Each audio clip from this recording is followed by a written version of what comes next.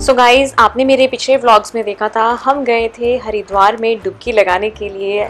सुबह की आरती देखी थी हमने और डुबकी लगा के हम वहाँ से वापस आए थे और रूम में आकर के 6:30 बजे हम सो गए और सो कर के उठेंगे सुबह 10 बजे के बाद।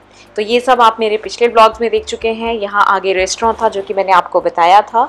तो अभी सुबह उठे हैं, सुबह नींद पूरी करने के बाद मैंने अपने कपड़े निकाल लिए हैं। इनको पहनूंगी मैं ताकि दोबारा अभी हम ब्रेकफास्ट के लिए जब जाएं तो यही पहन के जाएं और डुबकी लगाने जाएं तब भी यही पहने। तो फाइनली मैं अभी रेडी होती हूँ, फिर आपसे मिलती हूँ और आपको दिखाती हूँ कि यहाँ एग्जैक्टली हमने क्या क्या करना है। और ये मेरा व्लॉग यहाँ से पब्लिश नहीं हो पाया बिकॉज नेटवर्क कनेक्शन का इशू था, जियो नहीं चल रहा था वहाँ बिल्कुल भी। तो ये वीडियो आपको उस दिन देखने को मिली ही नहीं थी। सो फाइनली अब इस समय मैं तैयार हो चुकी हूँ और मैंने अपने कपड़े डाल लिए हैं जो आपको दिखा रही थी। अब जाने के लिए मैं रेडी हूँ, अब चलते हैं हम। बट चेहरा मेरा कट गया, मैंने सही एंगल यूज़ नहीं किया था।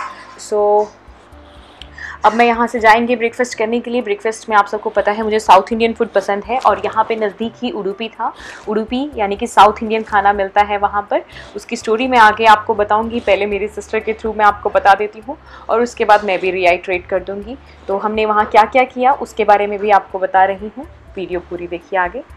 और अभी मैं आपको बता रही थी, यहाँ पे मैंने जो सुबह कुर्ता जिसमें डुबकी लगाई थी वो सूखने के लिए रखा है। फ़ैन चला दिया है ताकि वो सूख जाए जब तक ये सूखता है, अदरवाइज़ इसमें स्मेल आ जाएगी। इसलिए गीले कपड़ों के अंदर से मॉइस्चर और ये गीलापन इनका ख़त्म करके ही इन्हें पैक करना चाहिए, नहीं तो कपड़ा भी ख़राब हो सकता है। तो अभी हम चलते हैं ब्रेकफास्ट करने के लिए और ब्रेकफास्ट में हम ऑर्डर कर रहे हैं मसाला डोसा और डोसा के साथ नारियल की चटनी एंड सांभर। तो चलिए अब आप मेरे साथ। होटल के अंदर से ही रेस्टोरेंट को रास्ता था जो कि उडुपी में था। सीधा ही हम उडुपी पहुंच जाते हैं, इस रेस्टोरेंट से अंदर को जाएंगे। तो चलिए मेरे साथ उडुपी में और डोसा खाइए हमारे साथ। दी ने ऑर्डर करी थी इडली और साथ में थी उनके कुछ फ्रेंड्स और हमने यहाँ पे खाया अपना डोसा, थोड़ी बहुत सेल्फी ली और डोसा ख़त्म करने के बाद फिर रूम को आए। और देखिए हमें और क्या उडुपी की तरफ से मिला वो मैंने आगे अटैच किया है। आप भी देखिए, आप भी आएंगे हरिद्वार तो उडुपी में ज़रूर ट्राई कीजिएगा। वहाँ की स्पेशलिटी आगे मैं पूरी वीडियो में बता रही हूँ, तो सुनिए आप। सो गाइज़, अभी हम उडुपी में से ब्रेकफास्ट करके आए हैं। ब्रेकफास्ट में वहाँ पर लिखा हुआ था कि अगर आप रिव्यू करेंगे तो मतलब उनका रिव्यू गूगल पे करेंगे तो उनकी तरफ से ये हलवा मिलेगा। तो मेरी सिस्टर और मेरा हलवा ये है, हम इसको खाते हैं फिर मैं आपसे मिलती हूँ। एक्चुअली हमने मॉर्निंग मज़ा आया, खूब ठंड लगी बहुत मुझे खाना है, मुझे चम्मच ला के दोबारा से मुझ पर ऑर्डर लगाए जा रहे हैं। अगले भी चाहिए तुम्हें चम्मच, मैं तो चलो लेके आती हूँ। और उडुपी का खाना भी अच्छा था। उडुपी की स्टोरी देखी तूने? क्या थी?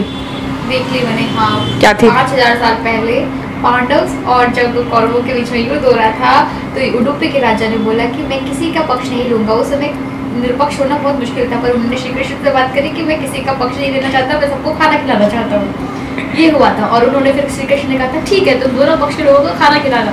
तो उडुपी के राजा ने वो जब खाना बनाते थे, इतने लंबे 1 महीने तक युद्ध चला था और वो कभी खाना खत्म नहीं होता था। वो खाना हमेशा उतना ही बनता था जितने लोग होते हैं। उसको कैसे बोल चलता था कि आज इतने लोग मर गए फिर भी खाना क्यों वेस्ट नहीं हुआ उसका।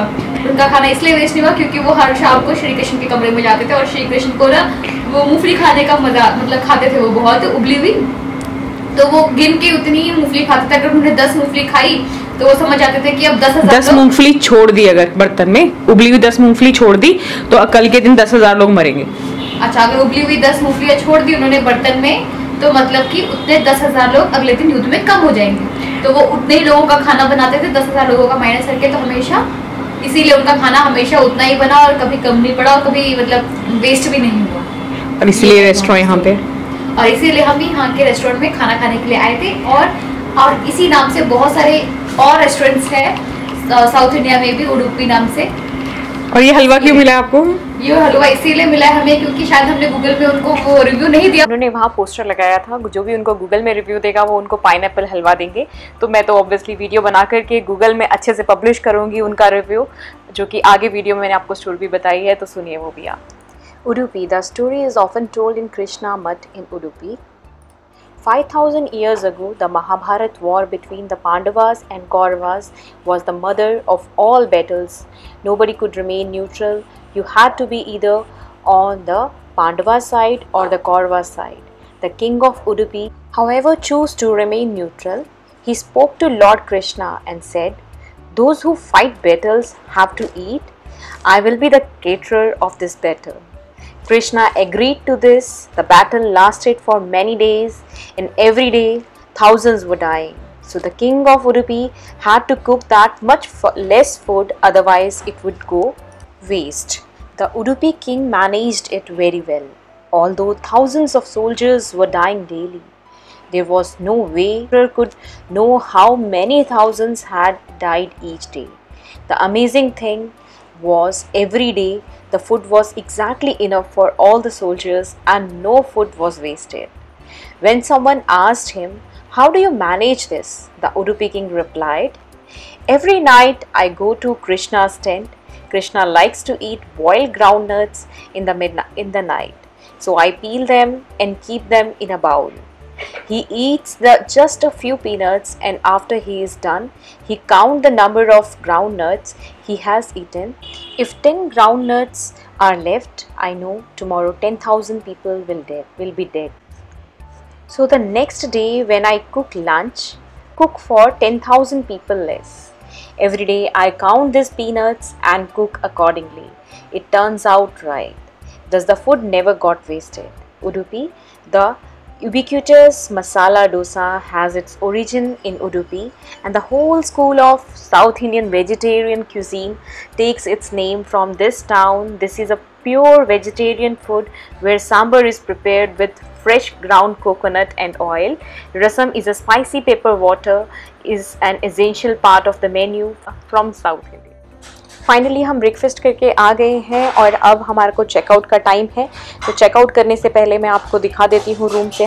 हमने अपना सामान सारा पैक कर लिया और अब हम निकलते हैं रूम से बाहर। देख लेते हैं, क्रॉस चेक कर लेते हैं कहीं कुछ रूम में रह तो नहीं गया है, और फिर चेकआउट करके फाइनली हरिद्वार के हम दोबारा जाते हैं और दोबारा दर्शन करते हैं, आपको भी कराते हैं। चलिए अब मेरे साथ।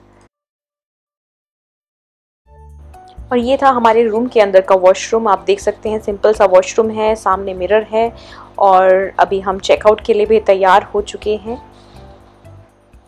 निकल दिए हैं अब हम रूम से और दोबारा हरिद्वार में पहुंचेंगे। वहां जाकर के दर्शन आपको कराएंगे अभी। तो चलिए आप लास्ट तक व्लॉग देखिएगा, जितना हो सके इस व्लॉग में दिखाऊंगी। काफ़ी कुछ है इंटरेस्टिंग, काफ़ी लोग मुझे वहाँ मिले, उनसे भी आपको मिलवाऊंगी जिनके साथ हमने एंजॉय किया। पूरी फैमिलीज़ आई हुई थी, कितना अच्छा लग रहा था उनसे बात करना।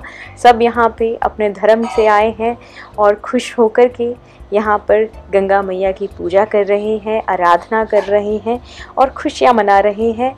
और कुछ दुख में भी आते हैं जो अपने प्रियजनों की मुक्ति के लिए यहाँ पर आकर के आशीर्वाद मांगते हैं और उनके नए जन्म के लिए, नई रास्ते के लिए, नए सफ़र के लिए शुभकामनाएं मांगते हैं ताकि वो सफल हों आगे। तो इस तरीके से हमारा सफ़र चल रहा है अभी हरिद्वार का। आज के व्लॉग में अभी मैं इतना ही दिखाऊंगी, अगले व्लॉग में दिखाऊंगी आपको कि हम और क्या कुछ करने वाले हैं। तो आज के व्लॉग में आपको उडुपी के बारे में बताया। अगर आपको अच्छा लगा हो व्लॉग को लाइक कीजिए, चैनल को सब्सक्राइब नहीं किया है तो प्लीज़ कर दीजिए, दोस्तों के साथ शेयर कीजिए। जितनी भी अच्छी इन्फॉर्मेशन मेरे पास होगी डेफिनेटली मैं आप सबके साथ शेयर करूंगी। तो प्लीज़ अपना प्यार और अपना सपोर्ट बनाए रखिए। छोटों से प्यार कीजिए, बड़ों की रिस्पेक्ट कीजिए और खुद का ध्यान रखिए guys. Stay tune for my next video जो कि कल मॉर्निंग में आपको देखने को मिलेगी। तब तक के लिए tata, see you, sayonara, take care. कल मिलते हैं, bye bye. Thank you for watching guys, see you soon.